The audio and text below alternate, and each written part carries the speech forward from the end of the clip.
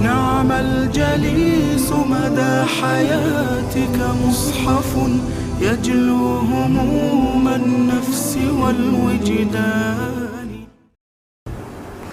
ابتدائے اسلام میں عاشورہ یعنی 10 محرم الحرام کا روزہ فرض تھا۔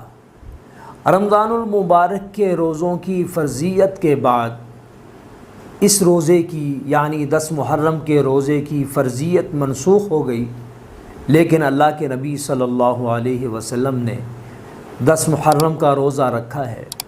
صحابہ کرام رضوان اللہ علیہم اجمعین نے اور تمام تابعین نے، تمام بزرگوں نے، ولیوں نے، غوثوں نے، قطبوں نے، ابدالوں نے اور آج تک اولیاء کرام نے، علماء کرام نے اس روزے کو رکھا ہے۔ اس کا ثواب کیا ہے؟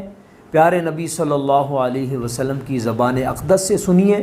آپ صلی اللہ علیہ وسلم نے فرمایا کہ جو میرا امتی عاشورہ یعنی 10 محرم کا روزہ رکھے گا تو اس کے 1 سال ماضی یعنی گزشتہ 1 سال کے گناہوں کو اللہ تعالیٰ معاف فرما دیں گے۔ اسی لیے میرے عزیزوں، میرے دوستوں، خود بھی روزہ رکھیے، گھر والوں کو، اپنے دوستوں احباب کو بھی اس روزے کی ترغیب اور اس کی فضیلت بتلائیے۔ اللہ تعالیٰ ہم سب کو یہ روزہ رکھنے کی توفیق عطا فرمائے اور اس کی بدولت اللہ تعالیٰ گزشتہ سال کے ہم سب کے سارے گناہوں کو معاف فرمائے۔